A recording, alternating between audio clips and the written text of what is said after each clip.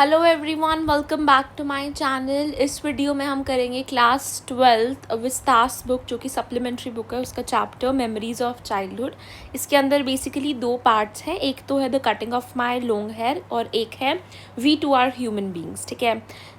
इनके ऑथर का नाम यहाँ पर लिख नहीं रखा, मैं आपको बता देती हूँ। जिटकालासा और बामा, ये दोनों ऑथर्स हैं for the respective stories. So without wasting time let's get started. About the chapter के बारे में देखें अगर हम, तो चैप्टर के अंदर बेसिकली दो ऑटोबायोग्राफिकल एक्सट्रैक्ट्स हैं। पूरी की पूरी स्टोरी नहीं, कुछ एक्सट्रैक्ट्स हैं बेसिकली। दोनों की दोनों वुमेन ने रखी है फ्रॉम मार्जिनलाइज्ड कम्युनिटी, यानी ऐसी कम्युनिटी जो कि माइनॉरिटी के अंदर होती हैं बेसिकली, या फिर थोड़ी सी बैकवर्ड कम्युनिटी बोलूँगी मैं। ठीक है। The chapter shows childhood experience, उनका चाइल्डहुड एक्सपीरियंस के बारे में बता रखा है, कैसे उनको डिस्क्रिमिनेशन, पेन या फिर अवेकनिंग को सफ़र करना पड़ा। It focus on the social injustice, caste oppression, racism and identity. इससे इन सब थीम्स के ऊपर बेस्ड है चैप्टर। सबसे पहला है the cutting of my long hair.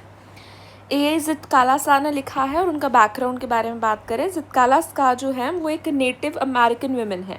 जितकालासा जो है वो एक नेटिव अमेरिकन वुमेन है जो कि अमेरिकन इंडियन कम्युनिटी में बिलोंग करती हैं। ठीक है। The extract describes her childhood experience in a boarding school of American Indians. तो उनको एक बोर्डिंग स्कूल में डाल दिया था जब वो छोटी थी, जो कि अमेरिकन इंडियंस के लिए था, यानी अमेरिका के अंदर रह रहे थे पर थे वो असल में इंडियंस। ये जो स्कूल था ये वेस्टर्न कल्चर को सपोर्ट करता था, और जो नेटिव ट्रेडिशंस थे उसको सप्रेस करता था। बेसिकली उनका ट्रेडिशन नहीं चलने देता था, जो वेस्टर्न कल्चर है उसे सपोर्ट करता था। ठीक है। तो इस वजह से उसको, जो आपकी जितकालासा ऑथर है, उनको बुरा लगता था। कल्चरल सिग्निफिकेंस क्या होता है लॉन्ग हेयर का? अच्छा, अब यहाँ पर बेसिकली क्या है ना, उनका जब एडमिशन करा दिया था हॉस्टल के अंदर, तो फिर बोर्डिंग स्कूल के अंदर बेसिकली वहाँ पर उनके बालों को छोटा काटने की खबर मिल गई थी उनको। ठीक है। तो अब पर उनको अपने बालों को कटवाना नहीं था, यही स्टोरी है। पर वो क्यों नहीं कटवाना चाहते थे, क्या सिग्निफिकेंस था उनके लिए लंबे बालों का? कल्चरल सिग्निफिकेंस क्या था लंबे बालों के लिए, लंबे बालों का उनके लिए? ठीक है। तो यहाँ पे हम देखते हैं नेटिव अमेरिकन कल्चर की अगर हम बात करें, तो long hair is a symbol of pride and identity, यानी उनके लिए गर्व और उनकी आइडेंटिटी होती है long hair. Long hair is a symbol of pride and identity. Only cowards और prisoners have their hair cut. सिर्फ जो लोग डरे होते हैं या फिर जो प्रिजनर्स होते हैं, कैदी होते हैं बेसिकली, वही अपने बालों को कटवाने देते हैं। अदरवाइज कोई भी अपने बालों को कटवाना नहीं चाहता है नेटिव अमेरिकन कल्चर के लिए, मतलब अच्छा नहीं माना जाता है। ठीक है। जैसे कि ट्यूसडे के दिन अपने बाल धोना अच्छा नहीं माना जाता और नाखून काटना नहीं माना जाता। इस तरीके से उनका था कि बाल काटना भी अच्छा नहीं होता, सिर्फ जो लोग डरे होते हैं और जो कैदी होते हैं वही कटवाते हैं। हमारे लिए जो लंबे बाल हैं हमारे लिए प्राइड और आइडेंटिटी का सिंबल है। कटिंग हेयर को उस टाइम पर बहुत ही ह्यूमिलेटिंग एंड शेमफुल एक्सपीरियंस माना जाता था। जितकालासा जो थी वो अपने लॉन्ग हेयर थे इसी वजह से उसके पास, और वो उनसे काफ़ी डीपली अटैच थी अपने लंबे बालों से। जब वो बोर्डिंग स्कूल के अंदर जाती हैं, Zitkala Sa is taken to a boarding school run by white people, जो कि वाइट लोग बेसिकली रन करते थे उस स्कूल को। जो एनवायरनमेंट था वहाँ पे बड़ा ही उनको अजीब लगा, बहुत ठंडा सा था और बहुत ही डरावना सा था, क्योंकि वो उनके कल्चर को सप्रेस किया जा रहा था, और जो मॉडर्न कल्चर था या फिर जो वेस्टर्न कल्चर था उसे फॉलो कर रहे थे। उनको बेल्स सुनाई देती हैं, जैसे ही बेल्स बजती है उसी अकॉर्डिंग ही लोग अपना काम करते हैं। पीपल जो थे बड़ी अनफेमिलियर लैंग्वेजेस में बात करते थे, और बेल्स के अकॉर्डिंग ही वो लोग खाना खाते थे एंड एवरीथिंग, राइट। उसको बड़ा ही ऐसा she felt lost over there, और डरी हुई थी और बहुत ही पावरलेस महसूस कर रही थी, क्योंकि जो ऑपोजिशन के अंदर जो स्कूल को रन कर रहे थे बेसिकली वो ज़्यादा पावर के अंदर थे। Fear of hair cutting. Zitkala Sa ने ना एक learns that Indian girls hair is being cut short. और जितकालासा को पता चलता है, उसकी एक फ्रेंड जो है वो बताती है कि जो भी इंडियन लड़कियाँ उनके बाल काटे जा रहे हैं। इस बात को सुनकर वो बहुत ज़्यादा डर जाती हैं, terrified knowing what it means in her culture. उनके कल्चर के अंदर के अकॉर्डिंग वो इस बात को सुनकर बहुत ज़्यादा डर जाती हैं, और वो डिसाइड करती हैं कि वो रेजिस्ट करेंगी एट एनी कॉस्ट, यानी कुछ भी हो जाए वो अपने बालों को जितना जब तक वो कह सकती हैं तब तक अपने बालों को प्रोटेक्ट करेंगी, उन्हें कटने नहीं देंगी। जो उसका डर था स्टार्टिंग के अंदर कि वो डर गई थी सुनकर कि मेरे बाल काट देंगे, वो उसकी डिटर्मिनेशन में कन्वर्ट हो जाता है. Fear turns into determination to protect her identity, to protect her hair, ताकि उसकी जो आइडेंटिटी है, उसका जो प्राइड है वो ख़त्म ना हो. उसका वो जो डर था वो किस में कन्वर्ट हो चुका था, उसकी डिटर्मिनेशन के अंदर. देन अटेम्प्ट टू हाइड, उसने क्या सोचा कि अब मैं ऐसे लड़ाई तो क्या ही करूँगी उनसे, तो वो छुप गई. ठीक है. When her turn comes, जब उसकी बारी आती है बाल कटवाने की, तो चित्रकला सा जो है एक कमरे में जाती है. वहाँ पर ना अंधेरा होता है और वहाँ पे बेड के अंदर जाके हाइड कर जाती है. वहाँ पे कोई भी नहीं होता उस कमरे में, और अपने आप को बहुत ऐसे ना कर्ल्स हरसेल्फ वेरी टाइटली, यानी एक तरीके से ना बहुत छोटी सी जगह में ऐसे टाइट बंद होकर बैठ जाती है. ठीक है. Hoping now not to be found, उसको लगा कि वो होप कर रही थी बेसिकली कि वो वहाँ पे मिले ना, कोई बेड के नीचे क्यों देखेगा. She is eventually dragged out forcefully, but होता क्या है वही बात है, उसको जब ढूंढने लगते हैं लोग तो फिर मिल जाती है. And she is eventually dragged out forcefully, उसको बहुत धक्के से घसीट के बाहर निकाल लिया जाता है. She struggles and cries but is over powered, वो स्ट्रगल करती है, धक्का भी मारती है, उनको रेजिस्ट करती है आने से, रोती है, पर फिर भी उसके ऊपर पावर, उसकी जो पावर थी वो चल नहीं पाई. ठीक है. The cutting of her long hair is cut against her will, उसके जो लंबे बाल थे उनको उसकी विल के बिना, यानी उसकी मर्ज़ी के बिना ही उसको काट दिया गया. उसको बहुत ही ह्यूमिलेटेड, हेल्पलेस और वायलेटेड लग रहा था कि उसके साथ गलत हुआ है. She compares herself to a coward and prisoner, यानी उसने अपने आप को कंपेयर किया एक डरा हुआ बंदा या फिर एक प्रिजनर के साथ. ये जो मूवमेंट है ये रिप्रेजेंट करता है कि उसका फ्रीडम किस तरीके से छीन लिया गया. उसकी मर्ज़ी होनी चाहिए थी ना बाल कटवाना या ना कटवाना, उसका फ्रीडम किस तरीके से छीन लिया गया और उसकी आइडेंटिटी किस तरीके से छीन ली गई. इसका इमोशनल इम्पैक्ट क्या पड़ा उसके ऊपर. चित्रकला सा को अब काफ़ी ब्रोकन फील हो रहा था, उसके बाल कट चुके थे, उगने में टाइम भी तो लगता, तब तक उसे इतना टाइम तक याद आता रहेगा इंसिडेंट. एंड डिफीटेड, कि वो हार चुकी है, उसने जो कोशिश करी वो फेल हो चुकी है. She realizes she has no control in this system, उसको पता चला उसका कोई कंट्रोल चल नहीं रहा था. हर साइलेंस शोज़ फोर्स्ड सबमिशन, ऐसा लगा कि वो इतनी चुपचाप हो गई थी, वो दिखा रहा था कि उसको फोर्सफुली, उसको basically submission is basically domination का उल्टा, तो उसको बेसिकली डोमिनेट किया जा रहा है और वो सबमिशन हो रहा है, मतलब वो सबमिशन के अंदर है एंड उसके ऊपर डोमिनेशन हो रहा है. Right. The incident leaves a deep emotional scar, यानी उसकी जो उस टाइम पे जो उसके साथ इंसिडेंट हुआ उससे उसको एक बहुत ही डीप और इमोशनल स्कार जो है उसको लगा, यानी वो इमोशनली काफ़ी हर्ट थी, ब्रोकन थी और उसको बड़ा ऐसे दुखी थी, है ना. उसको फील हो रहा था कि वो हार चुकी है, डिफीटेड है, ब्रोकन, डिफीटेड, कोई कंट्रोल नहीं था, फोर्स्ड सबमिशन के अंदर आई हुई थी. And then deep emotional scar लगा था उसे, ह्यूमिलिएटेड थी, हेल्पलेस थी, वायलेटेड थी. उसको ऐसा लग रहा उसका गलत हुआ है और पर वो कुछ कर भी नहीं पा रही थी, उसको शर्म आ रही थी. उसकी मर्ज़ी के खिलाफ, cut against her long hair is cut against her will. Right. Then this moment represents the loss of freedom and identity. अब मीनिंग क्या है इस एक्सपीरियंस का. दैट हेयर कटिंग सिम्बलाइजेज की कल्चरल सप्रेशन, यानी उसके कल्चर को दबाया गया है basically by another culture. Loss of individuality, यानी कि उसकी जो अपनी इंडिविजुअलिटी थी उसको भी लॉस हुआ है, बहुत ज़्यादा होपलेस हो गई थी, अब वो बहुत ज़्यादा डर चुकी थी वो. रेसिज्म एंड फोर्स्ड एसिमिलेशन, यानी कि यहाँ पर रेसिज्म हुआ है, उनके साथ धक्का करा गया, यानी जो चीज़ उसकी मर्जी होनी चाहिए थी उसके साथ धक्का हुआ है. It marks her first experience of operation, ये एक फर्स्ट एक्सपीरियंस था जो उसको फील हुआ ऑपरेशन का, उसके ऊपर किस तरीके से दबाव डाला गया basically. Childhood innocence is replaceable by painful awareness, यानी जो चाइल्डहुड इनोसेंस है उसको इज़ रिप्लेस बाय, यानी जो उसका बचपन का इनोसेंस था, ठीक है, मासूमियत थी, उसको रिप्लेस कर दिया इतने पेनफुल अवेयरनेस ने कि वो डिफरेंट रेस की है, उसके साथ गलत हुआ है. तो बेसिकली जो चाइल्डहुड उसका इतना इनोसेंस थी वो सारी रिप्लेस होगी बाय दिस पेनफुल अवेयरनेस. ठीक है. जो उसने जो पेनफुल एक्सपीरियंस किया, उससे जो उसने सीखा, उसने उसका चाइल्डहुड बेसिकली थोड़ा सा ख़राब किया.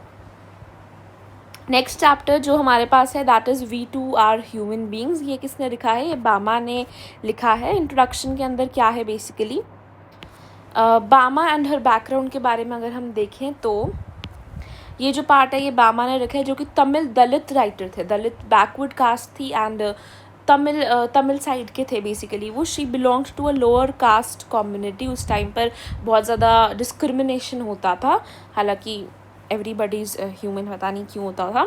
She belongs to a lower caste community India के अंदर, वो लोअर कास्ट कम्युनिटी से बिलोंग करते थे। The extract describes her childhood realization of caste discrimination. यानी ये जो एक्सट्रैक्ट है ये दिखाता है कि उसको बचपन में पहली बार रियलाइज़ कब हुआ कि हाँ ये कास्ट के साथ डिस्क्रिमिनेशन होता है, और मेरी जो कास्ट है वो बैकवर्ड कास्ट है, उसको ऐसा पहली बार फील कैसे हुआ था, उसने पहली बार ऐसा रियलाइज़ कैसे किया था, ये स्टोरी ये बताती है। सबसे पहले स्टार्टिंग में हम पढ़ते हैं बामा का चाइल्डहुड का वर्ल्ड कैसा था। बामा एक विलेज में पली बड़ी थी जो कि तमिलनाडु के अंदर ही था। एक एज अ चाइल्ड वो बहुत खुश थी, बड़ी प्लेफुल सी थी और बड़ी ही क्यूरियस थी आसपास क्या चल रहा है। She enjoys watching people events in daily life. वो आसपास देखते थे लोग किस तरीके से हैं, क्या क्या हो रहा है लाइफ के अंदर। She is unaware of social divisions at first. Starting में उसे सोशल डिविजन्स के बारे में नहीं पता था, वो अनअवेयर थी स्टार्टिंग के अंदर, बट बाद में जब उसको रियलाइजेशन होती है, यही उस चैप्टर के बारे में। The incident at the market place. One day बामा, अच्छा बेसिकली होता क्या है, बामा का जो स्कूल था ना, बामा स्कूल से जब वापस आती थी घर पे, वैसे रास्ता तो सिर्फ 10 ही मिनट का था, बट वो आधा से 1 घंटा लगा देती सिर्फ घर आने के अंदर। ऐसा क्यों? क्योंकि वो रास्ते के अंदर जितना भी कुछ हो रहा होता है, जो भी प्लेज हो रहे होते हैं, पपेट शो हो रहा होता है ना, और कुछ लोग जो है बेसिकली प्याज काट रहे होते हैं, एंड कुछ लोग कॉफ़ी को ऐसे ठंडा कर रहे होते हैं, देन कुछ लोग बेसिकली वहाँ पर, कुछ लोग कोई साइकिल चला रहा होता है, ठीक है। देर वर मैनी थिंग्स, इस तरीके से बेसिकली कई सारे नाटक हो रहे होते हैं, कभी कभी कुछ लड़ाइयाँ हो रही होती हैं, all of those things, political issues हो रहे होते हैं ना, ये सब कुछ होता था। वो सब कुछ आराम से देखते देखते आती होती थी। पर एक दिन क्या होता है ना, Bama sees an elder from her community carrying food. एक दिन उसको क्या दिखाई देता है कि एक एल्डर पर्सन उसकी ही कम्युनिटी का जो था वो फूड को कैरी कर रहा था। किस तरीके से, उन्होंने एक पैकेट के अंदर बंद था वो फूड, और उस पैकेट को उन्होंने टच नहीं कर रखा था, उसके ऊपर एक स्ट्रिंग टांग रखी थी, और उस स्ट्रिंग से पकड़ के वो फूड को लेके जा रहे थे अपने से दूर रख के, विदाउट टचिंग इट। वो उस पैकेट को स्ट्रिंग से बांध कर लेके जा रहे थे। वो बहुत ही केयरफुली वॉक करके एक हायर कास्ट मैन को उन्होंने जाके वो फूड दिया था। स्टार्टिंग में उनको पता नहीं था कि ऐसा क्यों कर रहे हैं। स्टार्टिंग में उसको ये सीन बड़ा ही फ़नी लग रहा था कि ये डर रहे हैं, पता नहीं क्या हो रहा है बेसिकली, कि वो इतना दूर खाने को लेके क्यों चल रहे हैं स्ट्रिंग से बांध के।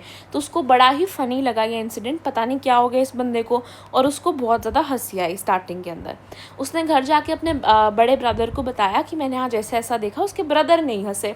फिर उसके ब्रदर ने एक्सप्लेन किया। When Bama tells her brother about the incident he become serious. वो सीरियस हो जाता है, वो नहीं हंसता।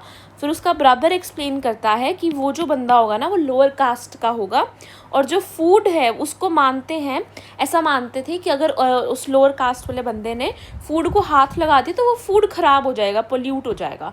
आई मीन नेवर माइंड, ठीक है, फूड जो था उसको पोल्यूटेड मानते थे अगर उन्होंने हाथ लगा दिया, ठीक है, जिसकी कोई सेंस नहीं बनती। बट स्टिल बामा ने उस टाइम लर्न करा कि अच्छा एक कम्युनिटी है जिसको अनटचेबल मानते हैं, कि हाँ ये किसी चीज़ को टच भी नहीं करेंगे जो हायर कास्ट लोगों ने कंज्यूम करनी है या कुछ भी करना है, राइट। उसको फिर जब रियलाइजेशन होता है तो उसको बहुत ज़्यादा बुरा लगता है। शी वॉज शॉक्ड और बहुत ज़्यादा हर्ट थी जब उसने ये ट्रुथ के बारे में जाना। उसने रियलाइज़ किया that people are treated differently, not by character but by birth. उनका क्योंकि उन्होंने कुछ गलत किया है इसलिए नहीं, क्योंकि वो पैदा हुए हैं, दैट्स वाई, है ना। अगर किसी ने किसी के साथ बहुत बुरा हो गया, कोई मर्डरर हो, कोई क्रिमिनल हो, उसके साथ अगर आप ऐसा बिहेव करो then that is still justified, क्योंकि उसने ख़राब काम किया। वैसे तो किसी साथ भी नहीं करना चाहिए, but still the laughter turns into anger and pain. जो उसकी हंसी थी पहले, उसको जो फ़नी लग रहा था, अब उसको उससे वो जो लाफ्टर था उसका कन्वर्ट हो जाता है, टर्न आउट हो जाता है किसके अंदर, इनटू एंगर एंड पेन। यानी उसको गुस्सा आने लगता है, उसको बहुत ज़्यादा गुस्सा आने लगता है, और साथ में पेन भी होता है, क्योंकि अगैन वो भी उसी कम्युनिटी से बिलोंग करती थी। This becomes her first conscious experience of caste injustice. ये उसका फर्स्ट एक्सपीरियंस था, जो कॉन्शियस एक्सपीरियंस बेसिकली जो उसने देखा, जो उसने बेसिकली एक्सपीरियंस किया, जो कि कास्ट इनजस्टिस को शो कर रहा था। उसकी ब्रदर ने उसको एडवाइस दी कि education is the only way to fight discrimination, कि अगर आप एजुकेशन यानी पढ़ाई ही है एक तरीका जिससे आप इस डिस्क्रिमिनेशन को फाइट कर सकते हो। यानी आप एजुकेशन करके या अच्छी पढ़ाई करके आप जब बहुत नॉलेजेबल हो जाओगे, देन आप इन सब चीज़ों से ऊपर उठ जाओगे। कोई भी कास्ट सिस्टम और ये सब कुछ आपको डिफाइन नहीं करेगा, आपकी एजुकेशन डिफाइन करेगी। सो एजुकेशन एक मात्र रास्ता था अगर आपको इस डिस्क्रिमिनेशन को फाइट करना है या इसको अपने ऊपर फील नहीं होने देना, right. If she studies well no one can humiliate her. जब वो अच्छा पढ़ाई लिखाई करेगी, बहुत अच्छे फर्स्ट आएगी अपनी क्लास में एंड आगे भी जाएगी, राइट, पढ़ाई के अंदर हायर स्टडीज़ में, तो उसके कोई भी इस तरीके से उसे ह्यूमिलेट नहीं कर सकता है। दीज वर्ड्स डीपली इन्फ्लुएंस बामा, और बामा को बहुत इस बात से इन्फ्लुएंस्ड हुई वो, और उसने पूरी कोशिश करी कि वो प्रूव हर वर्दी थ्रू हर एजुकेशन, राइट। उसने डिसाइड करा कि वो अपना वर्थ प्रूव करके दिखाएगी थ्रू हर एजुकेशन, और इसका जो इन वर्ड्स का था काफ़ी डीप इन्फ्लुएंस था बामा के ऊपर, ठीक है। किसके वर्ड्स का? उसके ब्रदर ने जो उसको बताया, उस वर्ड्स का काफ़ी ग्रेटली इन्फ्लुएंस थी बामा उनसे, और उसने डिसाइड कर लिया था, she decides to prove her worth through her education. उसने डिसाइड कर लिया था कि वो एजुकेशन के तरीके से बेसिकली अपना वर्थ को प्रूव करेगी। बामा का डिटर्मिनेशन देखते हैं। बामा becomes very serious about her studies, अपने स्टडीज़ को लेके काफ़ी सीरियस हो जाती है और काफ़ी हार्ड वर्क करती है और अपने स्कूल के अंदर एक्सेल करती है, फर्स्ट आती है, ठीक है। Education becomes her weapon against operation. जो एजुकेशन ही उसका वेपन बन चुका था अगेंस्ट ऑपरेशन, यानी उसको कोई दबा नहीं पाएगा अगर वो काफ़ी एजुकेटेड हो जाएगी तो। She begins to see herself as equal to all human beings, ताकि वो अपने आप को बाकी लोगों के इक्वल समझ पाए। और इसका मीनिंग क्या था एक्सपीरियंस का? The incident opens Bama's eyes to social inequality, caste based humiliation, childhood innocence is replaced by social awareness. यहाँ पे भी उनकी जो चाइल्डहुड इनोसेंस है वो सोशल अवेयरनेस से रिप्लेस हो जाती है। जैसा पिछले चैप्टर के अंदर भी जो उनकी चाइल्डहुड इनोसेंस थी वो सोशल अवेयरनेस से रिप्लेस हो गई थी। अनलाइक ज़ितकाला सा, बामा फाइंड स्ट्रेंथ एंड रेजिस्टेंस।